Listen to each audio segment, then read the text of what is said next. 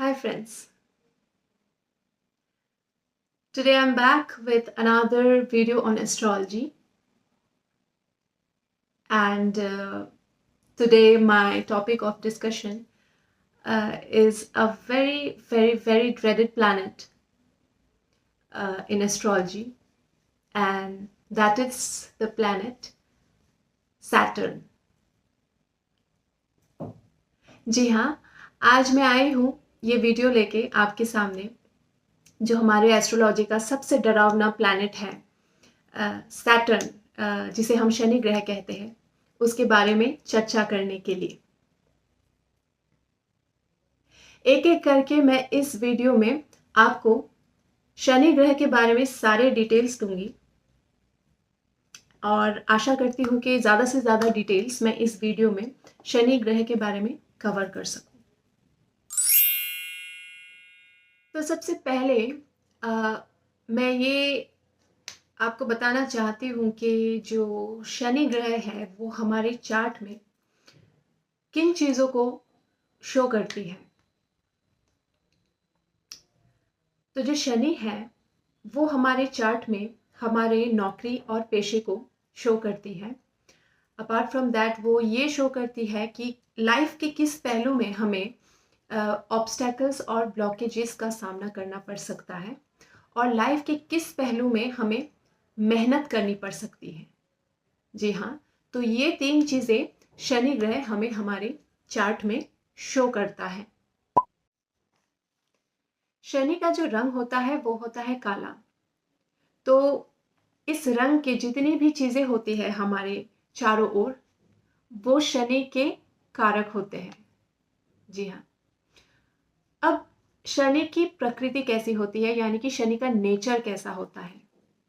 शनि का जो नेचर होता है वो होता है हार्ड वर्किंग, यानी कि मेहनती, मैच्योर यानी कि परिपक्व, एंड सीरियस यानी कि गंभीर, और लास्टली जिम्मेदार यानी कि रिस्पॉन्सिबल। सो शनि के ये प्रकृतियां हैं और शनि के अधिपत्य में जो जो लोग आते हैं, यानी कि शनि की राशि के जो जो लोग होते हैं, उनमें ये सारे गुण भी देखे जाते हैं। अब बात करते हैं उन राशियों के बारे में जो कि शनि के अंतर्गत आते हैं। वो कौन सी राशियां होती है जिन पे शनि का प्रभाव रहता है। वो राशियां होती है मकर राशि और कुंभ राशि। जी, वो कौन से घर होते हैं हमारे लग्न चार्ट में या तो हमारे वैदिक चार्ट में जो कि शनि के रूलरशिप में आते हैं। एक तो वो होता है दशम घर और एक होता है 11वां घर। जी, न्यूमरोलॉजी में अगर हम देखें तो शनि का जो नंबर होता है वो होता है 8, यानी कि 8, और वैसे कोई भी नंबर जो कि कुल मिला के 8 बनते हैं। जैसे कि मैं अगर आपको समझाऊं तो 44 जो कि 4 + 4 = 8, ठीक है, और 26 6 + 2 = 8। सो ये सारे ऐसे इस किस्म के सारे नंबर्स न्यूमरोलॉजी में शनि के नंबर माने जाते हैं। वो कौन से करियर्स होते हैं जो कि शनि के अंतर्गत आते हैं। कोई भी कार्य जो लोहे का होता है, लोहे का कारोबार, या तो कोई भी ऑयल का कारोबार, जैसे कि ऑयल ड्रिलिंग हो गया, ऑयल का बिजनेस हो गया, कोई भी पेट्रोलियम का कारोबार, कोई भी कोयले का कारोबार, कोई भी निज वर्गीय काम जैसे कि चपरासी का काम हो गया, ड्राइवर का काम हो गया, तो ऐसे काम भी शनि के अंतर्गत आते हैं। कोई भी चमड़े का काम, ये भी शनि का काम होता है।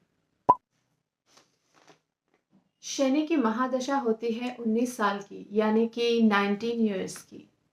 जी, और वो कौन से कार्य होते हैं जिन्हें करने से हमारा जो शनि है वो बुरे फल देने में मजबूर हो जाता है। वो है नशा करना, यानी कि एडिक्शंस। वो अल्कोहल या तो स्मोकिंग एडिक्शंस हो सकते हैं या तो किसी भी और किस्म के एडिक्शंस हो सकते हैं। और फिर चोरी करना। तो ऐसे कार्यों से क्या होता है, जो शनि होता है वो मजबूर हो जाता है हमें बुरे फल देने के लिए। शनि को खुश कैसे कर सकते हैं, यानी कि शनि को हम कैसे मस्का मार सकते हैं ताकि वो हमें अच्छे फल दे। और शनि को खुश करने का बहुत ही एक आसान और सरल तरीका है गरीबों की मदद करना। गरीबों को समय समय पर डोनेट करना, उनको खाना या तो कपड़े या तो पैसे से मदद करना। तो ये करने से शनि बहुत ही खुश होते हैं और हम पे मेहरबान भी होते हैं। अब वो कौन से लोग होते हैं जो कि शनि के कारक होते हैं हमारी लाइफ में? जी हाँ, हमारी जिंदगी में जो हमारे अधीन काम कर रहे लोग होते हैं, जैसे कि हमारे सबॉर्डिनेट्स या तो हमारे सर्वेंट्स, जैसे कि हमारे हाउसमेट्स, हमारे हेल्पर्स, तो ये लोग शनि के कारक होते हैं। कोई भी बुजुर्ग इंसान, वो भी शनि का कारक होता है। अब साढ़े साथी क्या होता है? जब शनि एक राशि से गुजर रहा होता है तो वो अपने दूसरे राशि और अपने 12वें राशि, ठीक है, जो जिस राशि में वो बैठा हुआ है, जिस स्वराशि में वो बैठा हुआ है, उस राशि से सेकंड हाउस और उस राशि से 12th हाउस को ये शनि, और जो स्वराशि है ये, इन 3 राशियों को शनि साढ़े साती लगा देती है। यानी कि जो आगे की राशि और जो पीछे की राशि और जो स्वराशि है, इन 3 राशियों को शनि साढ़े साती लगा देती है।